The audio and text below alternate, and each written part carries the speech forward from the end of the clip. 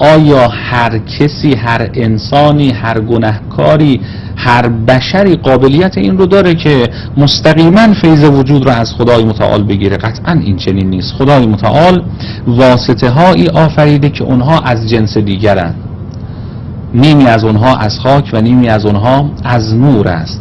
سرشت حقیقی اونها از نور، همونطوری که در زیارت جامعه آمده خلقکم الله انوارا، خدا شما رو از نور آفرید. سرشت اونها، حقیقت اونها از نوره و خدا اونها رو واسطه فیض خودش قرار داد.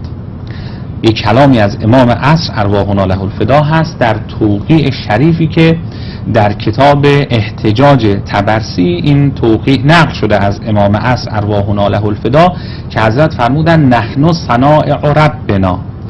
البته تنها این روایت و این توقیع نیست، هم هست. بله، مضامین مختلفی در این معنا وارد شده، تنها این عبارت نیست، مضامین گوناگونی هست.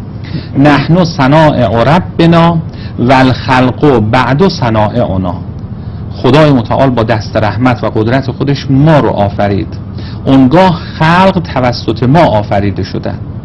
یعنی امام زمان ارواحنا له الفدا واسطه در آفرینش نه فقط ما انسان ها که تمام مخلوقات بودن. پس بنابراین یه معناش همینه. یک معناش همینطوری که شما هم اشاره فرمودید این هستش که در وجود ما امام عصر ارواحنا له الفدا نقش داشتن.